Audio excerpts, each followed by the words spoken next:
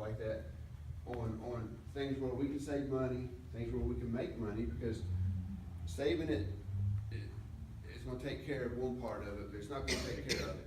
And the 4-day isn't the answer for everything financial too, but I don't think there's gonna be one thing that's gonna solve all the financial problems. We're gonna have to have a number of things, all of them saving money, all of them adding up to make up for the deficit or the change or the loss of state aid that we've seen. So that's a good chunk of money, and there's not gonna be one little switch we can flip that's gonna make that work. We're gonna do a number of things working together. We'll probably have to have some fundraisers, stuff like that, and look for some other ways that the school can make some income. And that's probably the biggest concern that I've heard from people, talking to people too, you know, or they wanted to know where I stood on the 4-day thing. And that's about it in a nutshell, unless y'all have any more questions about that. Cause I know and I understand all these issues, the things with the bond issue, the things with the superintendent, things with the 4-day and stuff like that. I've never seen this community, you know, it's just been 13 years, but I've never seen this community ever so energized and animated about anything before. But it concerns their children and stuff like that, and that's a very important thing to all of us. It's a very emotional thing, and I just I don't like to see these things divide us. We need to come together and fix solutions instead of pointing a finger back and forth about what's wrong with it, because we're all adults and we're all intelligent. We all know what's wrong with it. What we need is some ideas on how we can fix it. So does anybody have any other questions on anything else, or? I don't really have a question, I have a comment. I've seen you at school board meetings for at least the last year, maybe longer than that, and that's great, because I think that there's a tremendous amount of information to learn, and it takes probably a long time.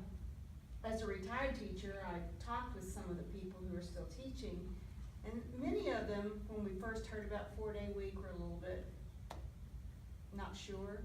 But since I've heard quite a few say, well, you know, maybe there are some really good things about it, probably some of the things that you mentioned, plus wondering if it would be a way to get some people to come here who might not be interested in driving to Luther if it was 5 days a week instead of 4. Right. The thing I was concerned about early on, when it was first mentioned over a year ago, is I felt like we needed a detailed plan of how it would be implemented before we just jumped off and did it. Yes. And I hadn't seen that. Yes, I agree with you, and I think that, like I said before, on that last vote, there's still a lot of unanswered questions, and it doesn't sound like we really know what we're doing yet, so why are we even gonna do it? Right. So hopefully we'll have an opportunity to get a detailed plan in place. Cause I've done like an informal, survey and stuff with the teachers and stuff, when I get a chance, and ask them what they think about it, from the principal of the high school down to the teachers down at the elementary school, trying to get over things, you know, cause they all have their own perception of it, you know. Right. You know, because a kindergarten teacher is a little bit different than a high school football coach. Mm-hmm. You know, so I try to get a overall opinion of it, and so far everyone I've talked to has been for it, and it's all been for the right reason. It's not because none of them don't want to work anymore. You know, they're not doing it because they put more hours in than most of us do, and they're not doing it to get rich anyhow. I believe it's kind of a calling for them. You know, it takes a special person to be a teacher, and that's what I like to see, and that's what I want to keep, and that's what I want to keep fostering in this community, because we have a lot of wonderful teachers, and I feel comfortable trusting my children with them, and I want to keep it that way, because it looks like more and more you hear every day, more and more of the school districts are going to the 4-day thing, and instead of being on the tail end of that, I'd rather be a leader on that, and we could kind of set the example for that.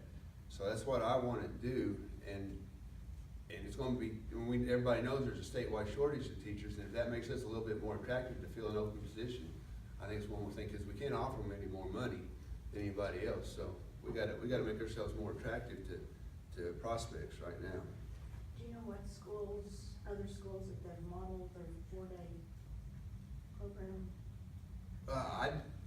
That they're looking at? The ones I've heard about, which I've heard a lot of things on studies in Georgia, a lot of things on studies in Colorado, and then there's the Amber and the Liberty up in Tulsa and stuff like that. I heard a lot of the things like that, but it's kind of like each district is gonna be its own individual. And I don't put a lot of stock into those studies and stuff like that. And I also know how the statisticians and politicians and everything can skew all those numbers to make it say what they want it to. So, and that's one of the things too. I know Luther is a unique district with unique people and unique students in it. And that's why I don't worry about what anybody else says until we try it for ourselves, because we have assets and we have issues that other people don't have. So, and it's the thing, you know, there's no one size fits all for anything out there anymore. So I try not to put too much stock in anybody else's opinion, you know, kind of hard-headed like that, but I want to try it for ourselves, because it will save a little bit of money. I think that to me, that's kind of obvious, just on the vehicles, on the buses and on fuel, the utilities and stuff like that. That, I think there's a little bit of give and take on there, but I just heard like Ms. Tulane, I don't know if she was up at the school board meeting, Ms. Tulane, she had a very good presentation about it and stuff like that, and she's somebody's opinion that I respect. You know, she's been an educator and raised by educators all her life and stuff like that, and those are people that I tend to listen to because they know what's going on and stuff like that, so. But I'm kind of hard-headed until I do it for myself. No, I don't wanna put Bruce on the spot, but I will. He showed up, he's fair game, right? Yeah, what is your position on the 4-day week? Because like you and Miss Donna and have been in the education business for years, what is your take on it? Well, Steve has approached it that we're not gonna just do it just to be done. You know, his approach is we're gonna try to do what we need to do, get our money situation straightened out. And of course, my first reply would be, if it ain't broke, don't fix it. But if this is something that we need to take a look at, and if they work out all the issues, you know, and then if we say, well, let's try it for a year, and if it doesn't really save us all that much money, then we go back to maybe the 5-day week. Okay, well, I think we should give it a try too. I feel the same way about it. And, you know, and it's not like the end of the world, you know, maybe 1 year trial, test period and stuff like that. That won't be enough to really see how it affects test scores and the kids' education, but it will be enough to see what kind of money we'll save. You know, because the long range deal with test scores and stuff like that, I don't think 1 year would give us enough data to really analyze it there, but 1 year would be enough to see how much money we're saving. Another thing they need to do, like they do in Colorado, where it's a state law, Labor Day to Memorial Day. Yeah. None of this starting in the second week in August, the teachers that go Well, those holidays. That's another thing too, that where there's a chance that we can save some money by changing that schedule too right now, instead of going to school during the hottest days of the year and stuff like that in the air conditioning. Because me and Doug know that's when we make our money at OG&E, is those days. That's when we're making as much electricity as we can make. And if we could